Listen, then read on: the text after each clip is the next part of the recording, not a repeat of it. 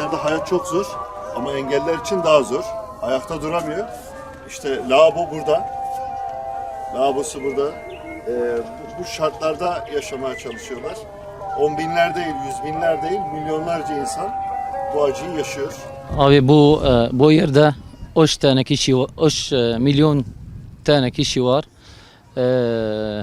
Ekmek yok, yol yok, tuvalet yok, su yok, her şey yani yok. Bu çocuklar nasıl yaşıyor vallahi bilmiyorum. Ama yani bizde hükümet, Türk hükümet yardım yani lazım. Bizde her şey yok, amal yok, iş yok, her şey yani yok. Bizde Müslüman, Türkiye yani hepsi Müslüman. Bizde Müslüman yardım lazım yani. Aciz yani çocuklar aciz yok, hasta çok mesela var. Yani her şey yok.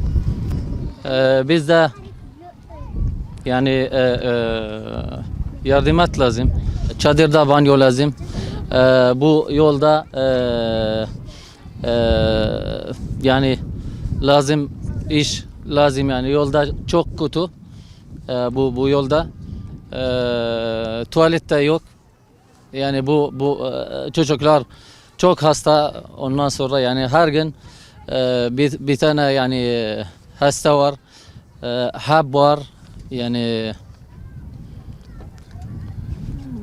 her şey kötü, her şey kötü ya.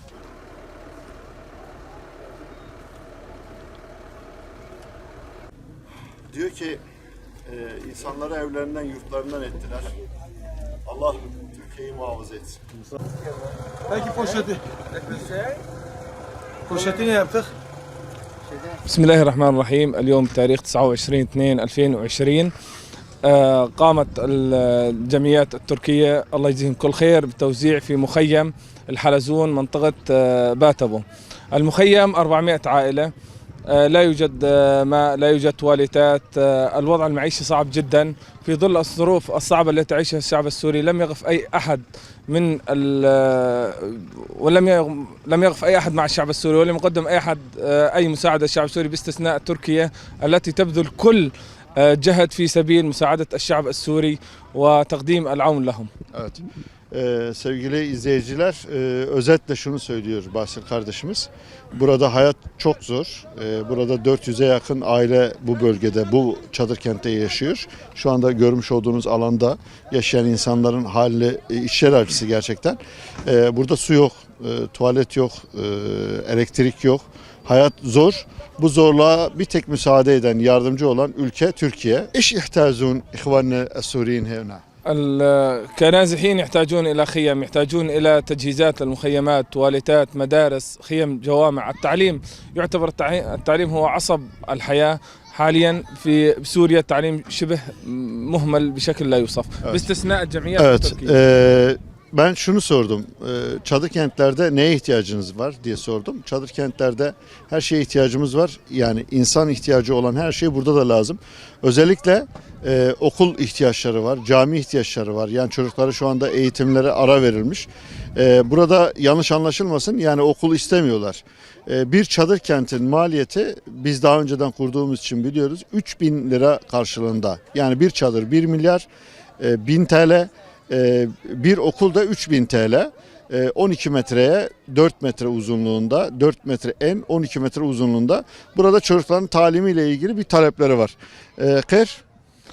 بالنسبة حاليا نتيجة النزوح الهائل ونتيجة قصف الطيران الروسي والنظام المجرم على القرى المحيطة، فيوجد أعداد نازحة بشكل لا يوصف، أعداد كثيفة عن المناطق الحدودية. بحاجة الأولوية حاليا نحن بحاجة إلى خيم أهم شيء وتجهيزات مخيمات بشكل عام وسلل إغاثية. Evet, ben tabii birinci bölümde unuttum tercüme ederken en büyük ihtiyaçları çadıra. Çünkü sürekli Suriyeli kardeşlerimize özellikle hava saldırıları yapılmakta. Hava saldırıları ve saldırılar oldukça insanlar göç etmeye başlamaktalar.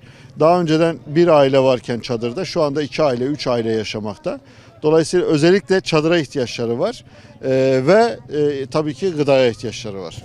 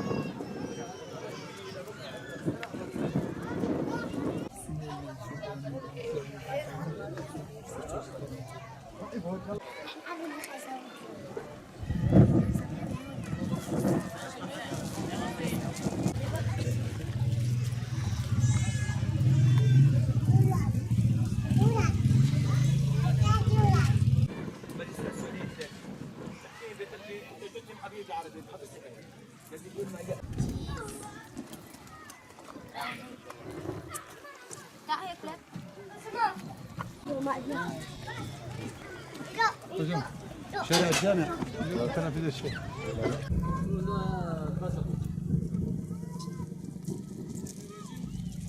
يا محمد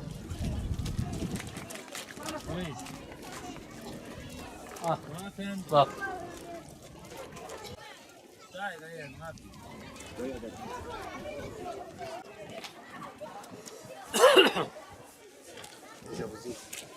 İyi.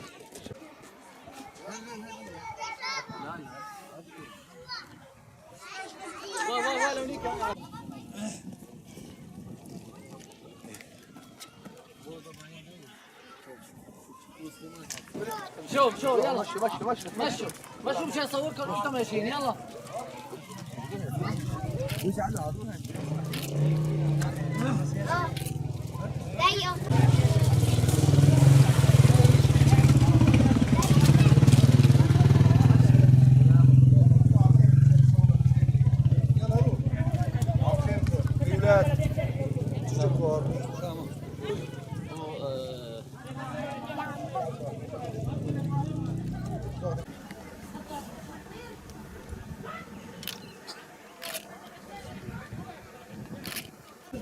Peki hasta olursa nereye götürebiliyorsunuz? والله يعني كتبوا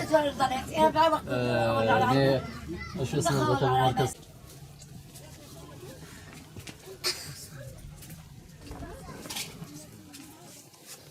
جلس لك يوم كشف لك يوم شوية ما في مشكله خلص تمام